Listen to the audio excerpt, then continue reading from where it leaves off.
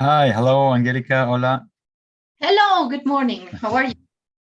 Good morning, good evening on my side. How are you? All fine. Fine, fine. Today is an important day in Colombia. So today is Oh, a day that it's called the Day of the Velitas, of the candles. It's related to Virgin Mary and the conception, the Immaculate Conception. So it's a very important day today. very nice. So you celebrate? Is it the bank holiday? So last night, what we do in Colombian families is to light candles.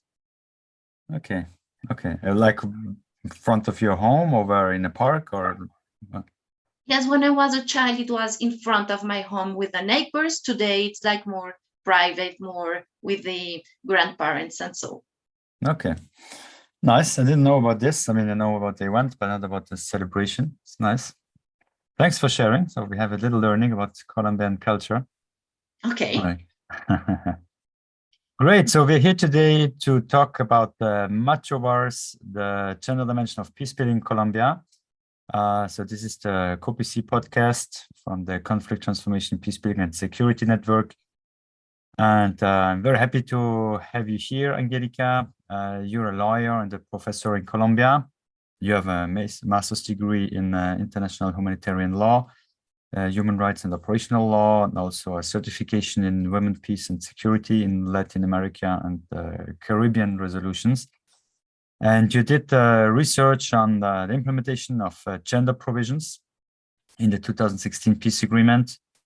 So actually a huge experience in what we're going to discuss today. And more than 10 years of experience in advising and analyzing the conflict in conflict resolution, social dialogue, especially the gender approach. And you worked with the Ministry of Labor, is that right? Yes, that's right. At the time, it was conflict resolution. Conflict resolution. Yes. At workplace then, or which type of conflict? That was at the workplace. It was among the state institutions. How was labor conflict in the state? And why didn't we notice that labor conflict affected women differently? Good point. Yeah, that's also a big issue. Probably in all the countries, we have also,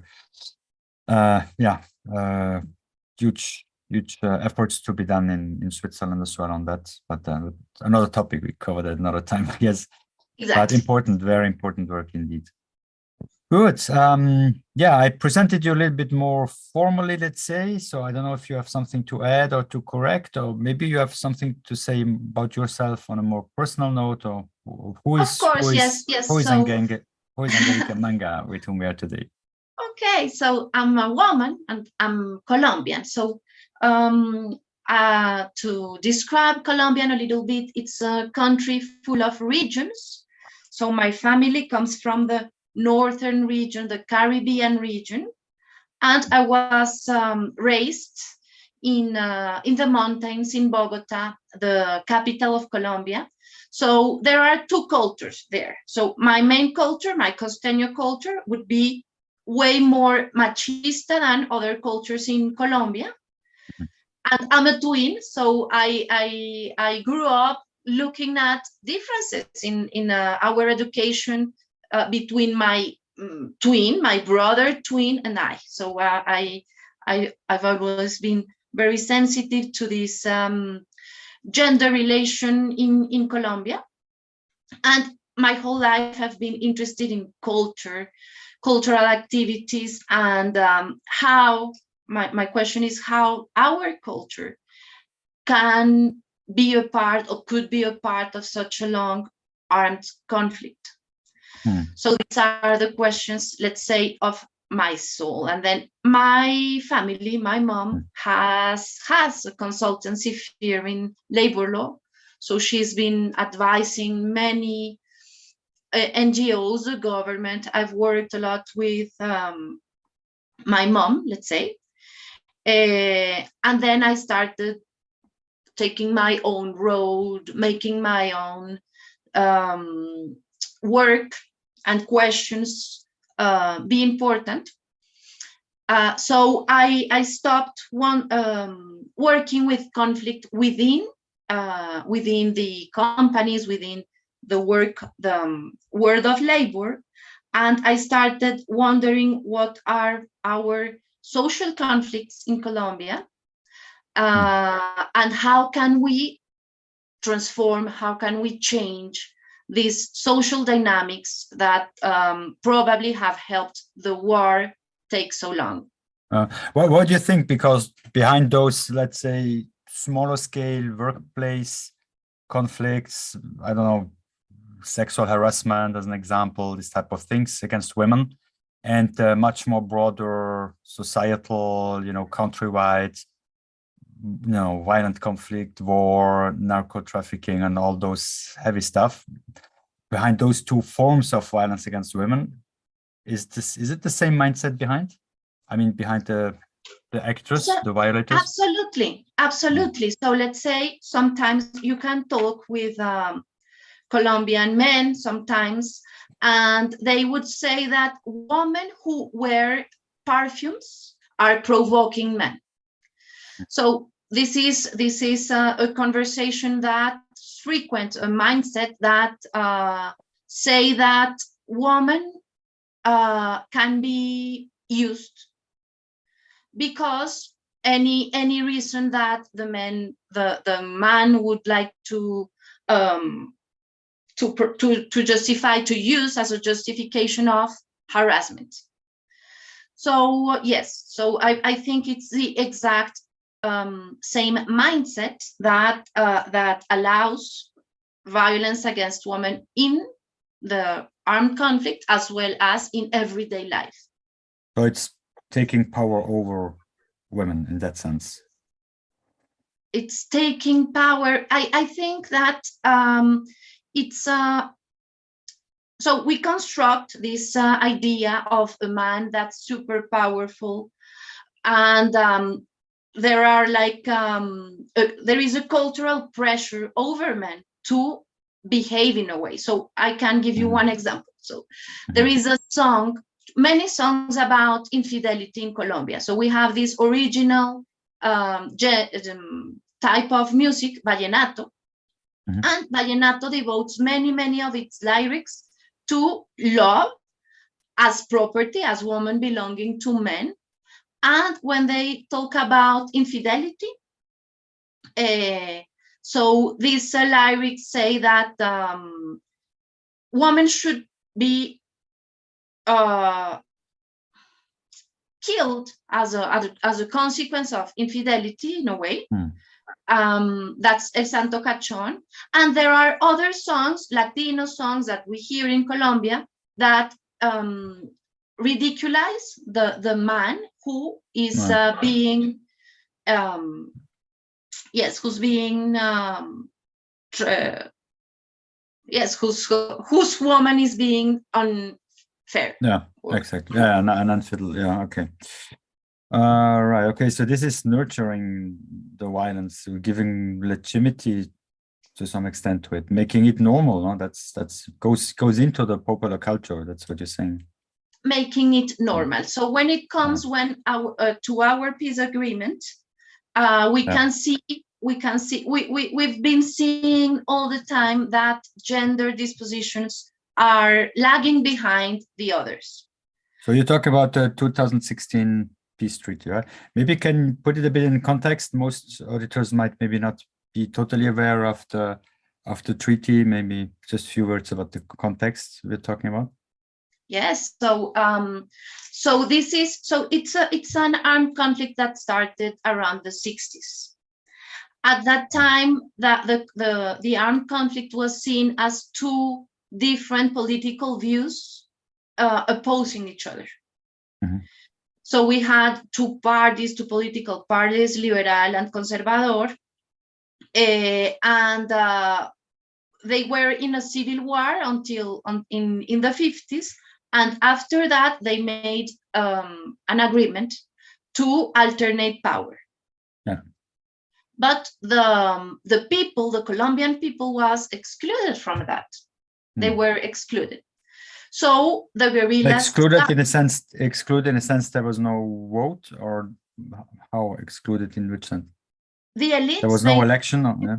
To alternate power, but Mhm. the peasants were excluded, the people properly. It was like an agreement between the elites. So the Okay. guerrillas started existing, and the discourse was like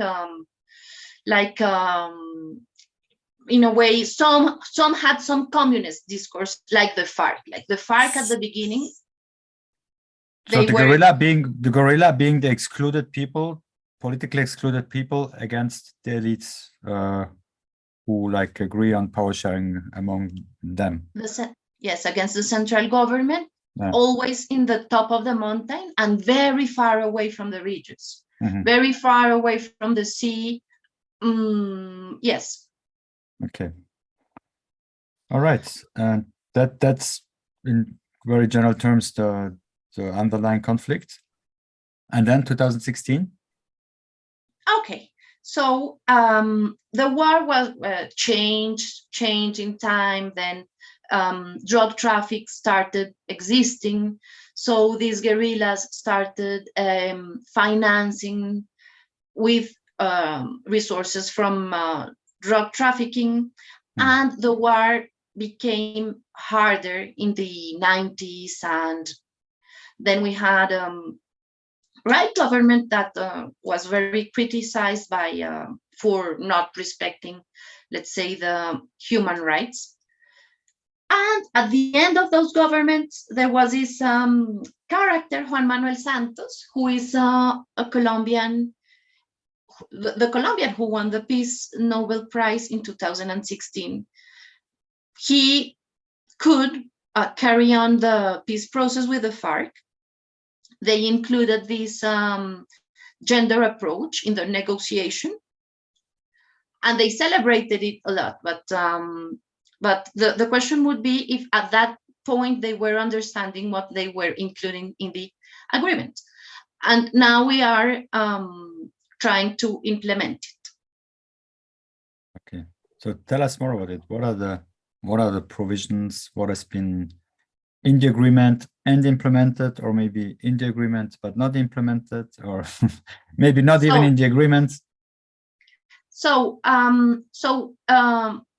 like in 2000 and 2000, the year 2000, all the nations of the United Nations saw this 1325 resolution on women, peace, and security.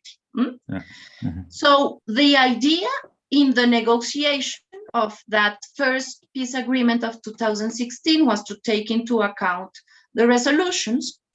But if you have a close look at what happened, it's in the comunicado, in the communique number 82, between the FARC and the government, that they decide. So after communicating 82 other things, they decided to include the gender perspective, the gender approach. Okay, so that was in 2016. I will tell you what they said. They said the delegations of the national government and the FARC-EP present today the result of the inclusion of the gender approach in the agreements reached to date by the negotiating table. Okay. And so that was it. They don't describe it in detail. And the resolution is not explicitly mentioned. No, it's in that agreement. But in the events, in the social events that accompanied this announcement, there was Madam Zainab Bangura. At the time, she was the executive director of UN Women and special representative of the United Nations Secretary General on Sexual Violence in Armed Conflict. She was there. So it's not explicit in the agreement. The resolution is not mentioned, but the context helps understand that the idea is to implement these resolutions. And also the Colombian the Colombian laws, let's say the sentence of constitutionality in Colombia, makes that the Colombian state has the responsibility to implement it here. But to implement what, this does not seem to be crystal clear. So they did not really refer to it clearly. The communication you mentioned was not really sharply defined. So what's to be implemented actually? So that at the time, this president, this Juan Manuel Santos, was ending his period as a president, and there were hurries to finish the agreement. So it's something that we all understand. The persons who are evaluating the implementation of the agreement, we know that it's resolution 1325, even if in that agreement it's not explicit. Now we are negotiating another peace agreement with another guerrilla, very different one, and now it's explicit that the whole negotiation and the whole process will take into account the resolution. Okay. Good. So what now about the current one, the 2016? How do you analyze the consequence of it, the impact of it, positively, negatively? What happened with it? The impact of the agreement? Yeah, especially of the gender dimensions. Colombia is changing. So 30% of the agreement is being fully implemented. Most of the agreement has low rates of implementation, and especially gender and ethnic dispositions are lagging behind. Okay, so the agreement is divided into 5 parts, and one very important part is the one concerning the rural reform, because conflict in Colombia has always been about the land, the use of the land or the property. Okay, so the question is why gender dispositions are lagging behind, and I would say it's because people, even in the government, think that gender violence, it's like sexual violence only. Yeah. So it's not easy to help the people who have to implement the agreement, not see these gender dispositions as something that's decoration, that's not so important. So they give priority to other dispositions. And they don't understand how war can affect women worstly. And how sensitive are there? I mean, those people who maybe don't consider it priority. What do you think? Because they're not sensitive, they don't care, or too complicated, or what is blocking the process? It's ignorance. It's just not to understand why women can't really participate in the political decisions, not see or not recognize many times that Colombian women in the Pacific, for example, have taken measures, have invented ways of stopping the war violence, not recognizing that. And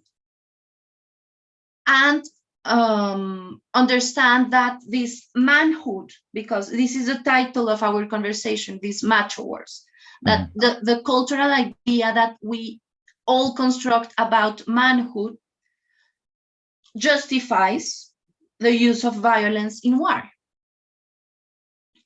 by the combatants. So I think that it will not be easy to implement these dispositions in Colombia, but I think that probably we should start being more sensitive to how gender inequality affects men as well as women. Mm-hmm. Mm-hmm. So if you maybe start from scratch, what are the types of violence that women suffer? Is it, I don't know, like being just aggressed on the streets, or even killed on the streets, or raped, or on a very direct, in terms of direct violence, physical violence? Or can you give a couple of examples? It affects everyday life. It affects everyday life. In Colombia, women have to do all the work, all the housework. But when you see in war, it takes the form of rape, of exploitation. Little women who were recruited by the FARC, little girls who were recruited by the FARC and exploited sexually for years. Then when they were pregnant, they were forced to abort. So this violence takes many forms, some more symbolic. So I have to talk about one episode in the war in 2000, when the paramilitaries raped the woman of a little town called El Salado, and they destroyed their uterus with not arms, but it was symbolically very hard. So this is one time when in Colombia, in that occasion, they played football with the head of a man, and they raped women really so in Spanish we say cevicia.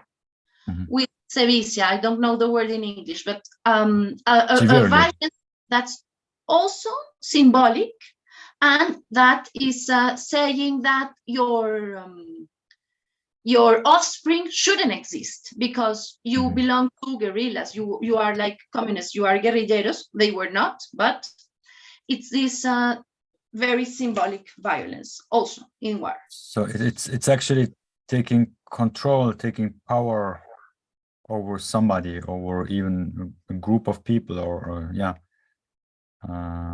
over women in that case. So it's a kind of terrorizing a part of society. Why that?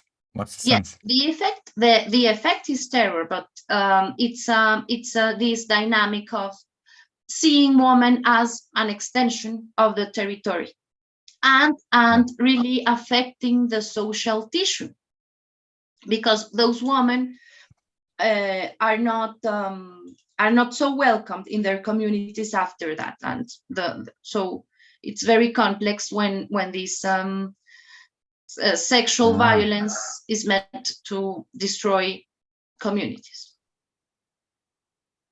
So what can you maybe elaborate on this? So it means that they destroy the social tissues by these acts, by this violence, and then what does it mean? Women who suffered from that cannot reintegrate their own communities, which means the community is lacking cohesion, or I don't know, the contribution of women, or what?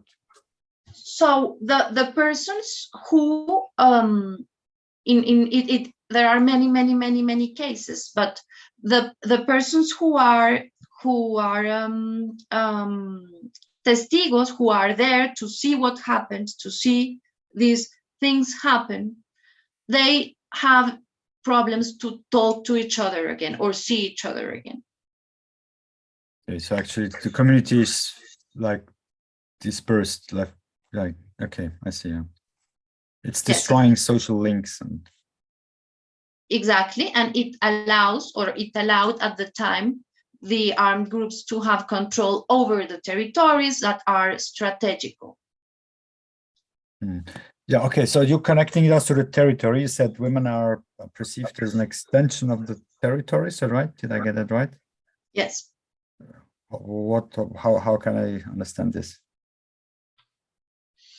So it's a problem that's addressed by the Security Council Resolution 1325.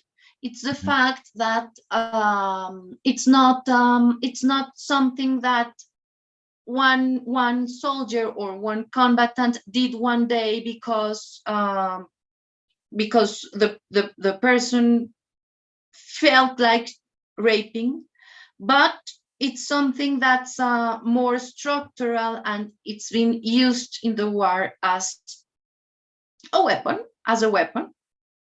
to destroy, to demoralize. So that's a part of gender justice that in Colombia is not yet, is starting to be a conversation. So we have this transitional justice.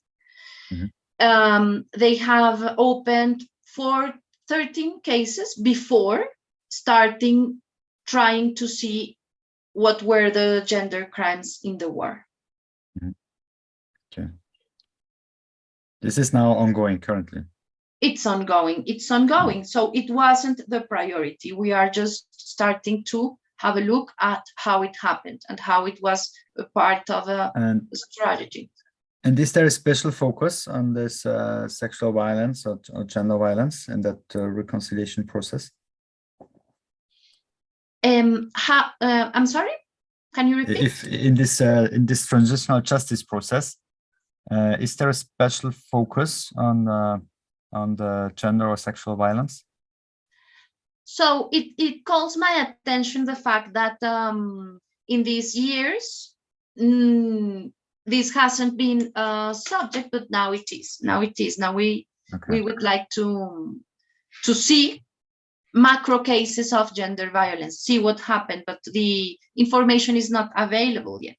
Macro cases, you mean big scale, large numbers, or what's the signification of macro cases?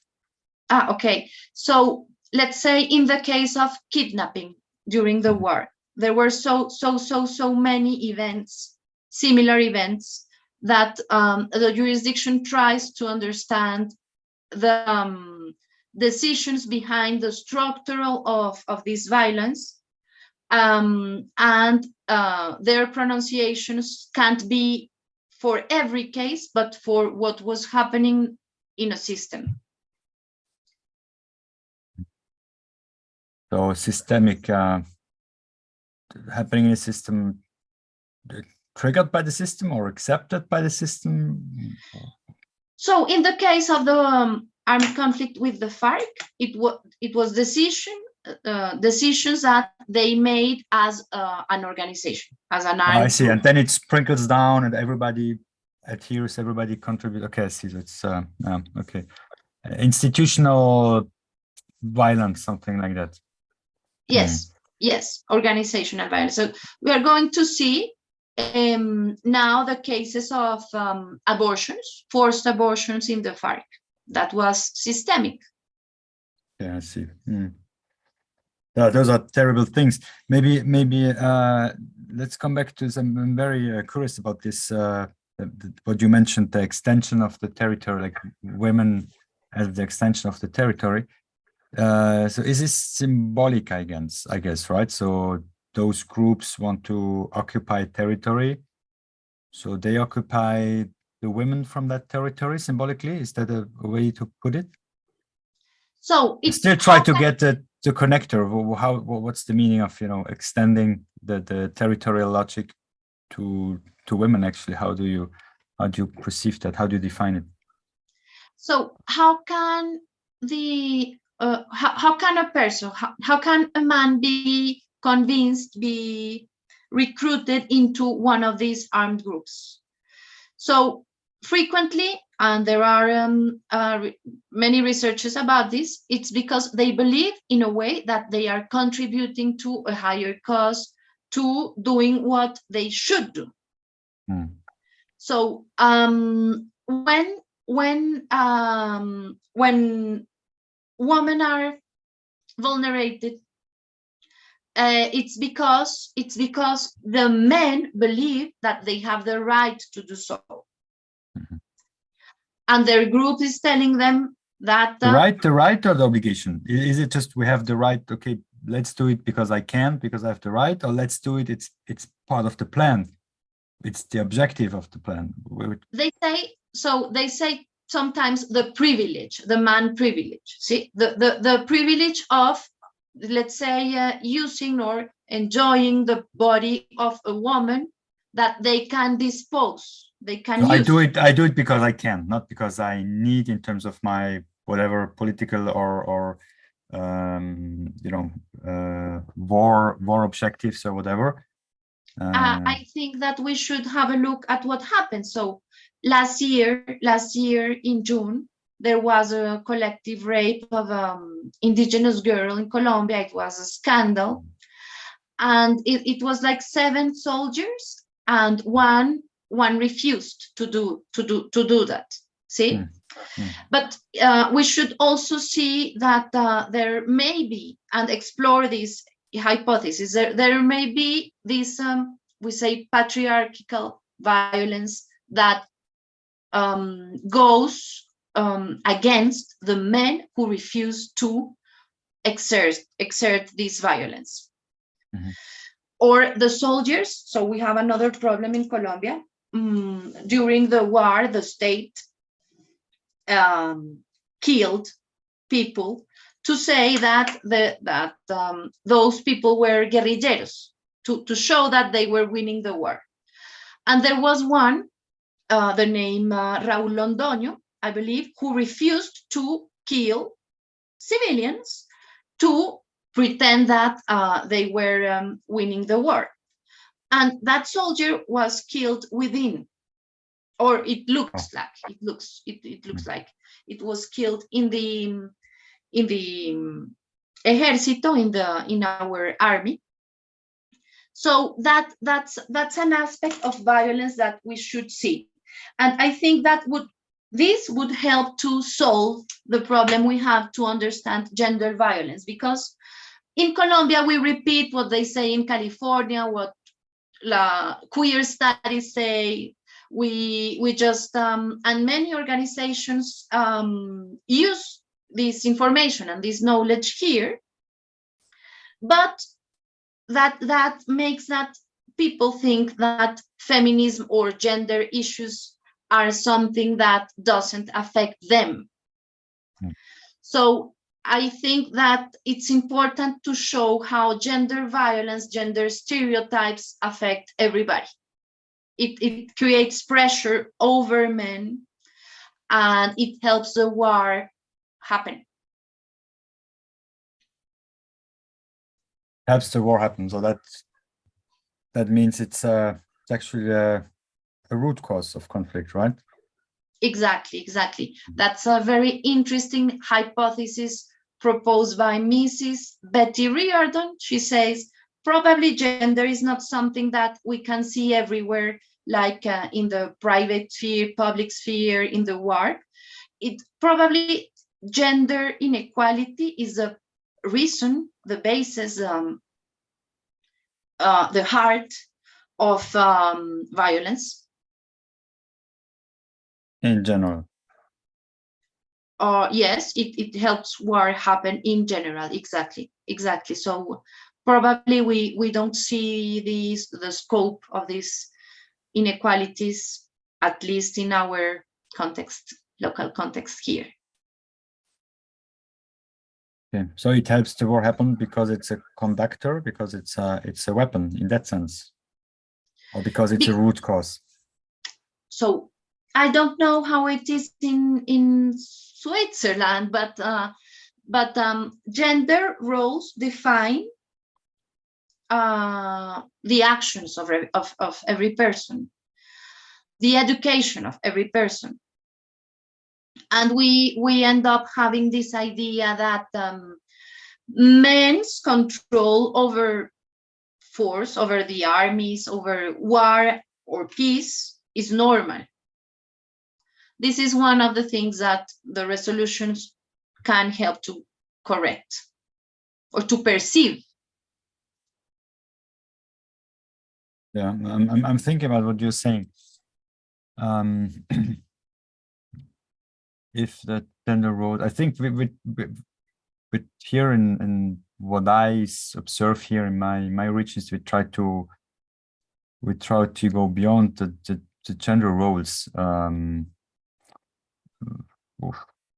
in the sense to, there should not be specific gender roles. We teach little girls at school that they should go for like men types of work, like manual work and vice versa, and so on.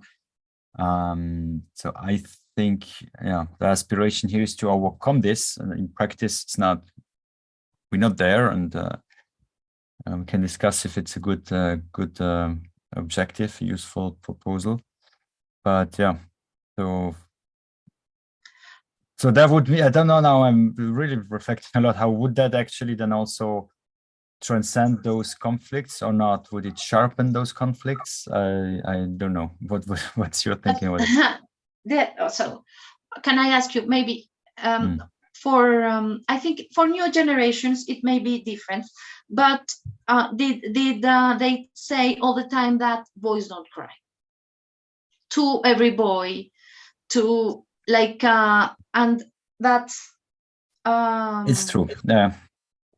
Denial of men's sensitivity and this idea that the boys or the men should be the one leading the national armies and all this. All this. Yeah. Or that if a woman is black, or if a woman is a subordinate, probably the boss, like it happened with Mr. Can Speyer, can just use this body as another object. Okay. Those are very, very interesting points to explore. Now, maybe on a more positive note, because now we discussed many sad and actually terrible things that happened that you mentioned. But how can we maybe use those realities and the gender dimension, how to use it on a positive note, to transform conflict, to not only to analyze it from the pragmatic point of view, why is it the source of conflict and how is it misused to trigger or to nurture a conflict, but how can we maybe use it to transform a conflict? So there is pain, like there is a lot of moral pain in the testimonies of the people who's been suffering the war. But so I think that this reflection on gender and these changing roles, this listening to the women who have for years wanted and made actions to have peace, may give us help overcome this pain. And most and foremost, I think that if we can implement these dispositions, if we can transform our culture, the result would be more freedom and more dignity to women as men, as well as men, as well as also trans women in Colombia, because we have a strong LGBTIQ plus movements. So it will give freedom to every person. Freedom in terms of personal liberties, in that sense, or freedom in terms of being able to refuse exerting violence, or to but becoming these objects that society would like women to be, being subjects. Well, we have discussed now many examples of direct violence. If I take the Geltung approach of the direct structural and cultural violence. So a lot of direct violence that you mentioned, several examples, rape and so on. Structural dimensions in terms of, terrorizing a population through the women occupying women's bodies as a symbol of occupying territory, institutionalized violence and so on. and to discuss the cultural violence in terms of machism and those type of mindsets. What do you think? I know it's not only one to be addressed. We have to address the three levels in order to transform and eliminate that violence. But if you had only one choice from that triangle, direct violence, structural, and cultural, which one would you eradicate if you had a magic stick and you can choose one? Which one is the most impactful and that may have a self-dynamic upon the others? So I think that cultural, but this is in Galtung's, let's say, schema, Mhm. Before the action, before direct violence happens. Mhm. There is a cognitive process, there is a feeling, there is an emotion, and that comes from what from the culture, definitely. So you think if there is no cultural justification of that form of violence anymore, then it would maybe disappear, or that would be the hope with the magic stick. Yeah. I know that there are hormones that affect the behavior of men and women, but I think it's a scientific lie to state that men are more violent than women or the opposite. I think that's an accommodation of a moral order, but that doesn't really explain. It's an excuse to prevent actions, I was saying. It doesn't explain violence at all. We have a system that's supported, where power is supported on that macho violence. Yeah, I think I would agree with that. With the magic stick, I would probably also address cultural violence, because if you eradicate the justification or the legitimacy of violence, then we might hope that it disappears, because how can you be violent if there's no justification for it? But that's a simplistic point of view, obviously, because the structural inequalities and violence triggers the physical, the direct one, and the cultural one as well. But yeah, good, interesting. What else would you like to share? How do you see now the future of I don't know, maybe not of Colombia as a whole, but I am very, very, very concerned by, because there is a World Cup. So I've seen in the global sphere that there was this girl, Amini, who was killed in Iran because her hijab was a little, she wasn't dressing exactly like the government wanted her to dress. And now there are two journalists imprisoned in Iran. They can't contact their lawyers. And so we have there are many more, I guess, than two. Yeah, go ahead. I think that you just took an example. Yeah, go ahead, please. Yeah. No, things that are happening in the world right now. So for many people in Colombia, this World Cup in Qatar is like saying to, let's say, if I can say the West, we can bribe, we can buy this World Cup, and we can impose people from all the world our idea of freedom. So you can. You come to the World Cup, you can drink, women can dress as they want, but you are willingly doing so you can do it. And many people in Colombia is quite insensitive for this. They don't care. It's just like the World Cup. But what's behind? And then I'm thinking a lot about all this, and thinking about why we don't support the Iranian journalists. Yeah, that's a very good point. Thank you for bringing it up. So it's a good example also to extend the discussion and the reflection.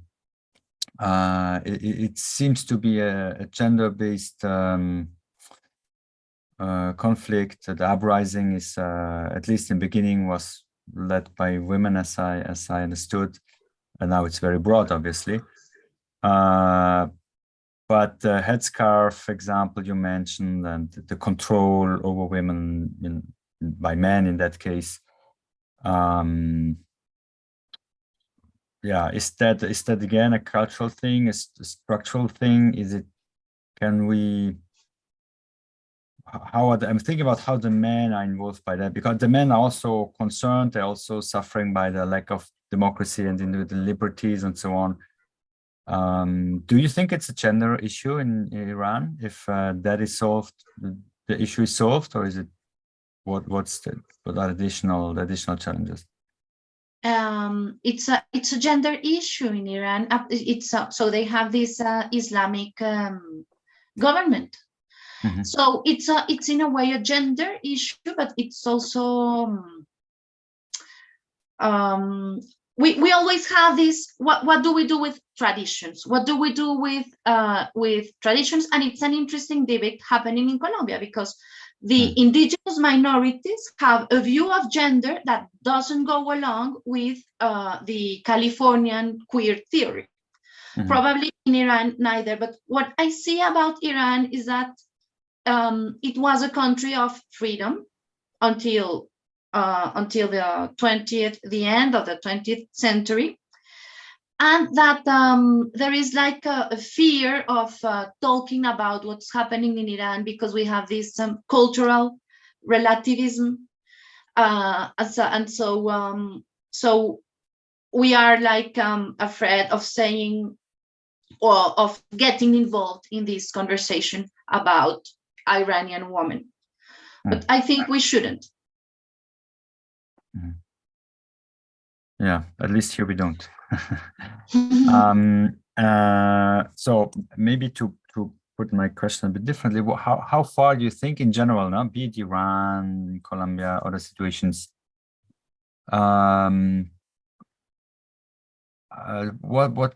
what extent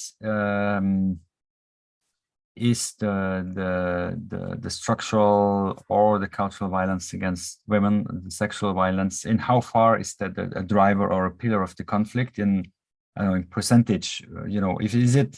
Is it such a big pillar, such a big part of it, that if we remove that pillar, the conflict falls apart, or is it just a additional trigger? How much does this feed into a conflict? Now, let's take Iran. If we say, okay, there were no regulations against women, no headscarf obligation whatsoever, would the demonstrations still continue or not? Is it, because there are many other things to be protested against in Iran, democratic issues, liberty of whatever.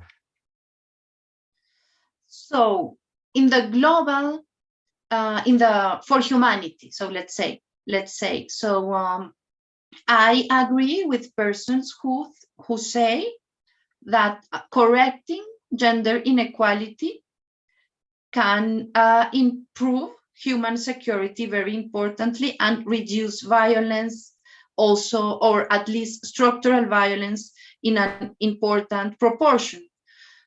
What I like about your question is what test, or how could we measure that? But I agree with persons who say that violence at high levels, at structural levels, can be very importantly removed if we get to a more accurate idea of what's gender inequality. Indeed. And justice. Mm-hmm. Good. Interesting. Thanks a lot. So maybe last question. How can we strengthen women in society in general? Okay, so in Colombia, what we are doing is giving women the property of the land. So in these regions in the north of Colombia, when there was this terrible symbolic violence also against women, these women are becoming entrepreneurs and owners of the land. And economic liberty in that sense. Exactly. It provides economic liberty. Yeah. Yes, yes. So that's a part, and also let them being the leaders of those communities. Mm-hmm. Okay, interesting. So that's one major point you would make. Yes, so they produce they produce wealth and they produce well-being in their regions. Yes, we are working Which on gives this. them status and recognition and power in the sense decision-making power and individual liberties. Yes, and they produce wealth not only for them but for their communities, and they are great leaders. It's what we are seeing. Okay, good point. But that would mean as a consequence that if women produce wealth rather than men, they share better. Is that the point? Maybe it's implicit. I can't say that, but these women have these leadership skills that generates well-being for the communities. They are worrying about everyone because they have this idea of motherhood. Of it comes probably from Catholicism of protecting everyone, and yes, there is this role of woman here. Okay. Good. Thanks a lot, and thanks for all the work you're doing, your engagement, research you're doing, your activities. I think that's really important. So I guess if people are interested in sharing more, you can get in touch, or they can get in touch with you. Is there anything you want to share? Any book or project website, or any last word? What do you want to share with the community? Okay, so I'd like to recommend a woman writer. She's Carolina Sanin. She's questioning, let's say, this sex gender division in our context. So it's very polemic, very controversial, but I think that she has an important point for the woman, for the human security of women. Is that the article you sent me already? No, I mean, No? this is a writer. This is a writer. She's a Colombian writer. Her name is Carolina Sanin. I think she may be translated to English. Yeah, because you sent an article to me. I don't know if it's, or maybe send me what you would like to share about her. If there's a profile page somewhere or an article she wrote, so that people can go further. Okay. So I will send it to you. I'll put that in the description, and then everybody can check it. Excellent. Good. Pascal, muchas gracias. So thank you a lot for this conversation. It's merci por hablar conmigo. And so I didn't know that the COPESI existed, but it's so interesting for Colombia. So we will be hearing your podcasts. Yeah, very kind. And thanks for being here. Thanks for sharing all that. And hope to see you soon. And all the best for you and for Colombia and for Colombian women. All the best. Have a good time. Bye-bye. Goodbye.